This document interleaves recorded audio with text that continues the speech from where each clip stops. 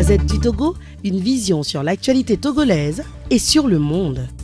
Monsieur Samuel Fagnon, bonjour. Bonjour, monsieur Eli. Oui, ce matin, on vous découvre donc dans le journal Togo Réveil qui écrit Développement industriel du Togo. Samuel Fagnon propose un plan. Et Samuel Fagnon, en dehors de ça, sur les réseaux sociaux, on parle abondamment de vous. Vous qui interpellez le chef de l'État en disant que dans l'édition du journal en ligne Togo Breaking News, info du 18 mai 2017, intitulé Fort Nyasingbe galvanise les producteurs café cacao à Zogbegan. Vous avez dit que vous avez appris avec beaucoup de satisfaction la démarche du chef de l'État envers ces vaillants paysans, agriculteurs, de booster notre production agricole du café cacao. Et vous proposez donc au chef de l'État la transformation de nos produits agricoles. Monsieur Fagnon, en quoi la transformation de nos produits agricoles pourrait-elle booster l'économie togolaise? Merci pour m'avoir accordé cette interview. Et permettez-moi d'abord de parler de l'agriculture en elle-même. Vous savez, l'agriculture, c'est un métier que le Créateur nous a donné et c'est un métier très rentable. Vous prenez par exemple une graine de maïs que vous mettez dans le sol, ça ressort avec 2-3 épis, avec peut-être 2000 à 3000 graines. Donc vous imaginez qu'une graine semée peut donner 3000 graines au bout de fil. Ce qui veut dire que l'agriculture en elle-même est une activité très rentable. Maintenant, parlons de la transformation. Je vous donne encore un exemple. Un épi de maïs que nos bonnes dames vendent dans les marchés, vous allez l'acheter peut-être à 100 francs. Mais rendez-vous dans un supermarché pour acheter des maïs conservés, importés de l'extérieur. Une boîte de 1000 grammes va te coûter à peu près 2500 à 3000. Alors que cette boîte de 1000 grammes est peut-être composée de 3 épis de 300 francs. Mais tu peux voir le gain que cela aurait donné pour celui qui a transformé cet épi de maïs dans une boîte de conserve. C'est beaucoup d'argent. Donc, c'est beaucoup d'argent. Voilà. Donc, la transformation de nos produits agricoles permettra de gagner 100% ou bien plus de 10 000 fois sur le produit brut. C'est pourquoi j'interpelle nos autorités à penser immédiatement. Quand on pense de booster l'agriculture, il faut que simultanément, conjointement, nous pensons à la transformation de ces produits pour pouvoir avoir de la valeur ajoutée. Je vous donne un autre exemple. Regardons par exemple le café cacao. Le président est parti booster, il a voulu que les paysans puissent produire beaucoup. Mais dans ma lettre, j'ai bien décrit ceci. L'industrie du chocolat en Suisse a engrangé 3 milliards d'euros de bénéfices en 2016. 3 milliards de bénéfices, alors qu'il n'y a aucune plante de cacao bien de café en Suisse. Vous voyez ce que la transformation peut amener. Donc, nous devons penser à ne plus vendre nos matières premières, nos productions agricoles à l'état brut.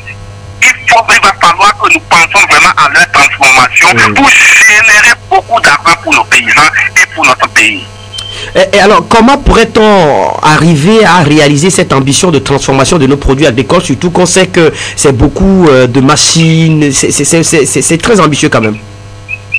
Cela rejoint exactement mon projet d'industrialisation du Togo et dont je veux de tout cœur que cela soit réalisé. C'est avec les ingénieurs et les autres pays, l'Asie et la Chine, l'Inde, ils ont réussi. Comment? C'est en formant une main-d'œuvre qualifiée. C'est des ingénieurs qui vont inventer des machines, qui vont adapter des machines, qui vont aller vers cette transformation.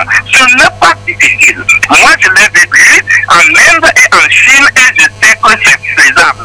Donc, j'appelle de mon vœu que ce centre d'industrialisation du Togo soit créé et que nous aurions formé 10 000 ingénieurs qui vont nous accompagner dans la transformation de ces produits agricoles à des produits finis avec des valeurs ajoutées très importantes pour notre économie. Et cela remet en cause d'ailleurs nos formations ici en Afrique ou au Togo en particulier, puisqu'on a des formations qui sont spécifiquement liées à la bureaucratisation. Non, ça je l'avais beaucoup dénoncé et je continuerai par dénoncer cela. Nous formons aujourd'hui dans nos universités, dans nos institutions, nous formons que des chômeurs. Parce qu'après avoir fait la littérature, ils attendent de travailler dans un bureau. Alors que l'État ne peut pas donner l'emploi à tout le monde. Donc il faut réfléchir, repenser notre éducation. Il faut le repenser en allant vers la technique, en informant des techniciens, en informant des ingénieurs, en formant des ingénieurs qui puissent penser et transformer notre économie en une économie très vivante, en une économie de rentabilité. Aujourd'hui, je disais, si nous formons des ingénieurs, nous pouvons transformer notre économie déficitaire en une économie excédentaire. Vous insistez sur l'économie de connaissances que vous proposez au chef de l'État. Qu'est-ce qu'une économie de connaissances? L'économie de connaissances, c'est cette économie qui a permis à la Suisse, qui n'a pas planté du cacao, à pouvoir engranger de l'argent. C'est cette économie qui permet de transformer d'abord la connaissance et faire des choses que nous n'arrivons pas à faire dans notre pays. L'économie de connaissance est inépuisable, c'est-à-dire un capital humain, des gens capables de réfléchir, des ingénieurs. Vous comprenez que le mot ingénieur veut dire beaucoup de choses. Ça veut dire ingéniosité. Ingénieur veut dire ingéniosité. Si nous avons des ingénieurs qui sont capables d'ingénier des idées pour transformer nos produits, nous allons aller vers l'économie de connaissances dont j'appelle de mon vœu. C'est inépuisable l'économie de connaissances. Alors que l'économie basée sur des ressources minières, l'économie basée sur l'agriculture peut être épuisée. Mais l'économie basée sur la connaissance n'épuisera jamais. C'est là où les gens arriveraient à transformer le soleil en panneau solaire. C'est là où les gens viendront à transformer le vent en éolienne pour générer de l'électricité. Voilà les avantages de l'économie de connaissance. Donc, c'est de former. L'Inde, par exemple, a un ministère dédié à la ressource humaine.